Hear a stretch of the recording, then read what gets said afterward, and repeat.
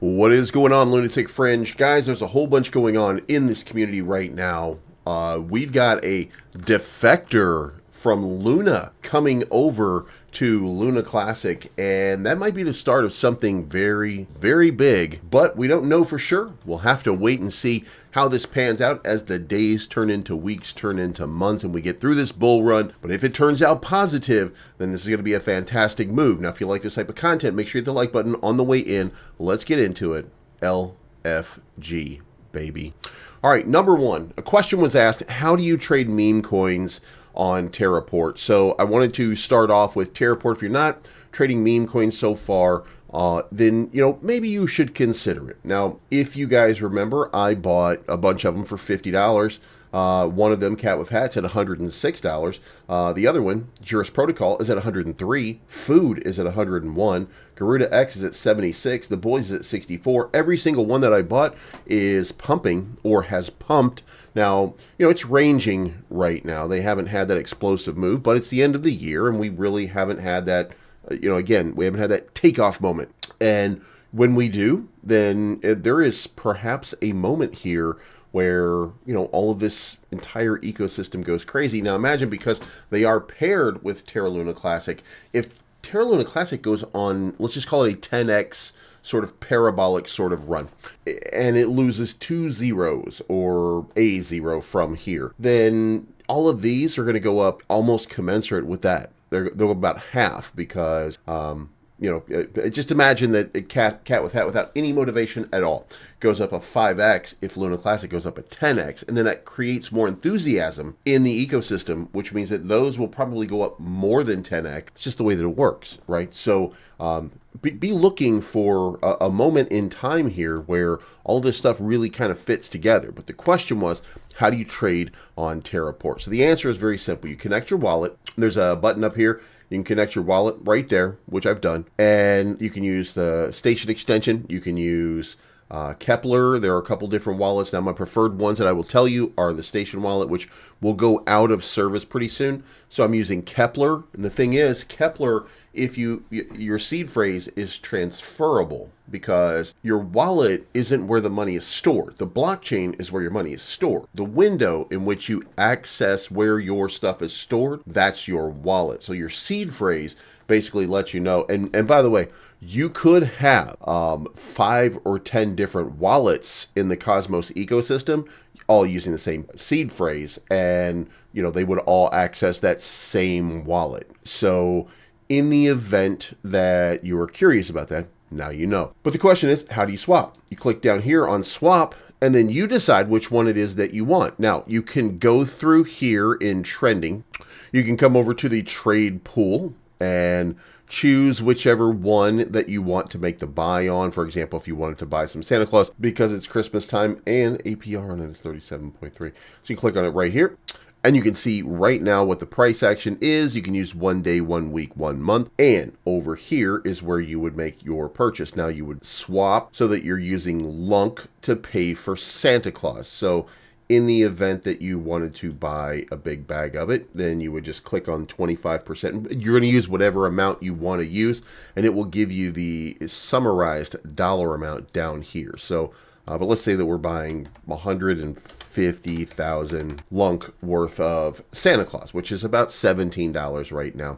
And by the way, make small purchases, because liquidity is such that you would get, it's unfavorable right now to make large buys on a lot of these projects. So you don't want to do that. You want to make smaller buys and DCA your way in. It's the responsible thing to do. But you put in how much of Luna that you want to pay, or LUNC that you want to pay, and then you make the purchase down here, and then you hit the swap button down here, and boom, and it tells you what your fee is on this one. It's going to be 39 Luna Classic. So, and that, by the way, goes into the burn pool.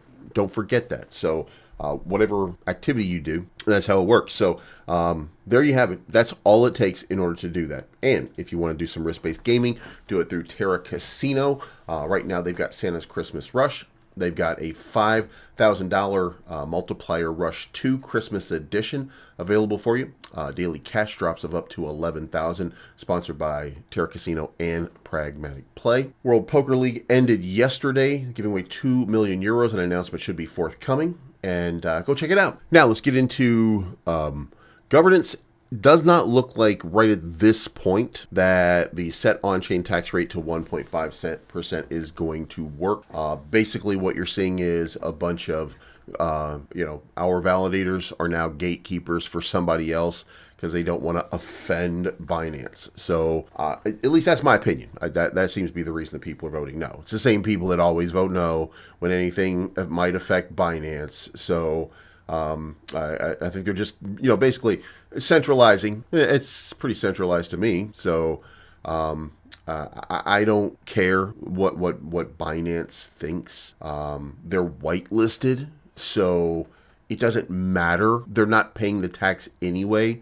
So why they should or would care and why you would gatekeep for them, just beyond me. I have no idea why that's the case if they're whitelisted. So makes no sense, but here we are. So it doesn't look like it's going to go through. Now, and by the way, it's limited the amount of effect that that's going to have to begin with. So if it sounds like I'm giving you sour grapes, I don't really care because it's already 0.5 to begin with. So really doesn't matter that much. And if we consider how much it's going to burn in extra amounts, it's negligible. It's still negligible. Now let's talk price action. We got a little bit of a surge on the 1 hour up to 11.7, where I told you it was going to go.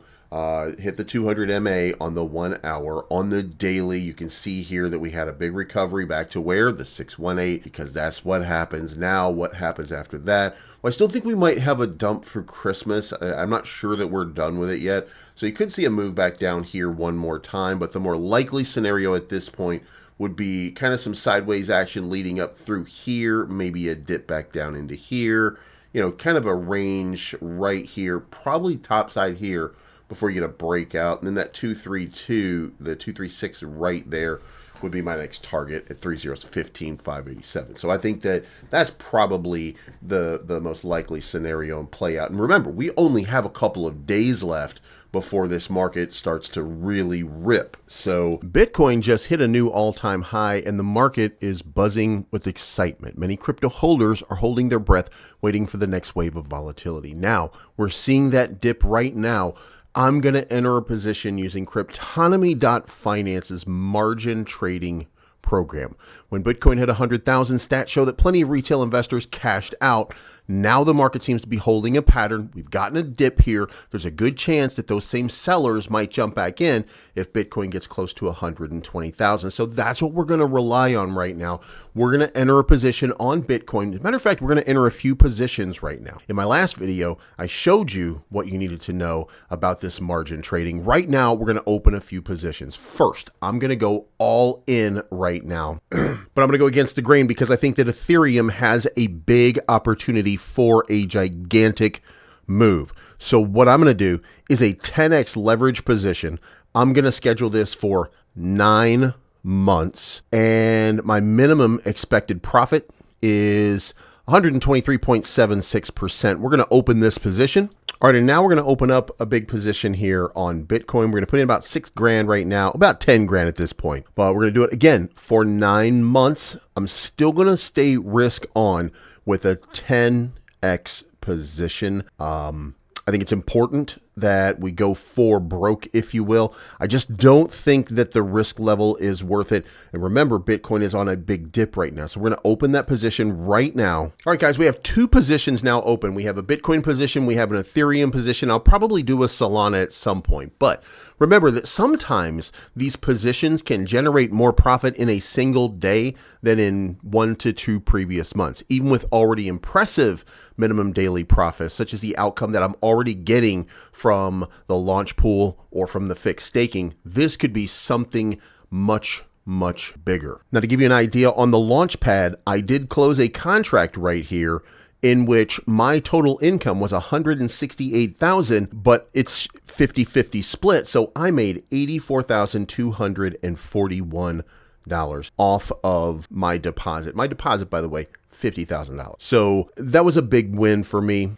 Also, my fixed staking, remember, I have a Solana one out right now, my scheduled interest that expires in a couple of days right here. It's going to be an extra 26.2 Solana. That's a scheduled and estimated number. We're going to close that out in just a couple of days, and we're going to see how that goes. But that's going to be a fantastic profit for me. Now, again, as you see, there's plenty of profit being made over here on the launch pool. But the important thing right now, margin trading. If you are looking for a little risk on investment, then Cryptonomy.finance and margin trading are for you. Go ahead, give it a shot, and then leave a comment down below. Let me know what you think about your position. It should be a lot sooner than later that we're sitting up here. That parabolic move for cryptocurrency, the switch is about to flip right now, and we're about to lure a bunch of people into crypto. And when I say that, that sounds pretty, but that's really how it works. You see a big pop happening, everybody gets their taxes, and we're in the bull run, and then guess what? Everybody starts throwing money at crypto. So it's getting ready to happen. Just buckle up. As far as USTC, you should know by now, I'm never a big fan of USTC and its pump ability until we get some real news that goes with it. So you can see that is playing out largely by itself right now, going from where we had 3 cents just a few short days ago down to 1.6 before settling at 1.88 right now. Now, there will be a moment where there's a big move. It will happen, and we'll at least get up into this range right here. I do think that around 5.5, 6 cents is still the goal ultimately, and that is because that little line right there, you have some crossover right there at about 6 cents, somewhere in that range. So I would say it's likely that we probably see it rip one night and hit up here, but then it's going to ultimately come back down here until we get, we need to burn a lot more. So that's all there is to that. Now, we're up 25% to 63 million in volume. 24-hour volume still favors BTCC, so I'm not sure what the burns are looking like. But when we had a lot of movement the other day, BTCC, I'm going to show you something in just a second, which is going to be like, it's got me questioning something here. 13 million in volume. Now, Coach Bruce, this is OX_DAO. LUNC is 1,000 times better than Luna right now. The LUNC community validators and devs are open to innovation and interesting ideas for forward progress, even if it took them a while to get to that point. Current Luna devs are only interested in extracting as much as possible. Of course, they just got abandoned. They didn't mean to, but they just got abandoned. So now I want to talk about burns because guess what? As we sat here quietly, 365 million been burned over the last several days. I told you it's not a whole lot, but we had on December 20th, we had 129 million burn on that day, and then we had 50 million surrounding that for a couple of days. We only had 19 on December 22nd. Today, already 53. So coupling with the lift in volume with BTC seems to be BTCC. I'm sorry. It seems like there's got to be some kind of burn coming there. So if somebody can figure that out, that sure would be awesome. As far as holders for wallets and stuff like that, like BTCC doesn't even rate over here on LUNC Dash. So I don't know what their bag size is. I don't know what bag they're holding or anything like that. So I would have that question. I would like to see that answered. And once we knew, I don't think it's going to be way up here either, by the way. Probably something that's going to come down here, but it wouldn't make sense for it to come down too much because if you come back and you remember that Binance with 2.13 trillion has the big wallet, then the next question would be, well, if that is the case, in fact, then how many tokens does BTCC have to have? It's got to be one of these bigger wallets. It can't be one of the smaller ones, can it? So if they're in fact burning and they're in fact the getting the volume that they're getting, then it has to be one of these big wallets, right? And by the way, I don't see any other like it's not a new big wallet, so they have to be something. Anyway, just to go back over some of this though. As you can see right here, unless this is wrong, 1.8 billion still sit there. TFL still has 290 million. And 58 million down here. Anchor liquidation 163 million.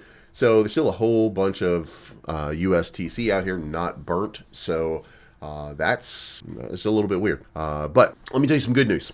Play to earn. I asked you guys the other day if you would go check it out. And guess what? Air Force LUNC came in number 3. So the number 1 game was Boss Fighters. The number 2 game was World of Shard. And number 3 was Air Force LUNC.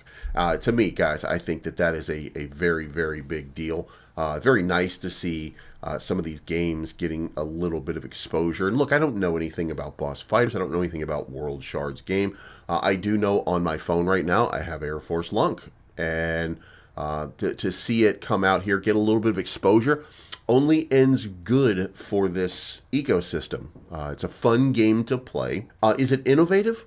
No, it's not. It's 1945. I mean, that's basically, if you're an older kid like me who really played video games on, Super Nintendo and stuff like that, this is just a side-scrolling platform. Well, it's actually a top-down shooter, but you get my point. It's one of those games that, like 1941, 1945, that Defender, Galaga, Galaxian, just some old school sort of gaming. That's pretty fun. So if you haven't already, certainly go look at Air Force LUNC. There is an opportunity right there to play and earn, by the way. And it's a lot of fun. It's just a thumb sliding game. So certainly go check that out. And let me know what you think, by the way, in the comments down below. And that wraps this up. We're heading into the holidays. So there'll be a video tomorrow. Then we'll be taking a day or two off for the holidays. And then we will see you guys again very, very soon. This is not financial advice, but I'm always right.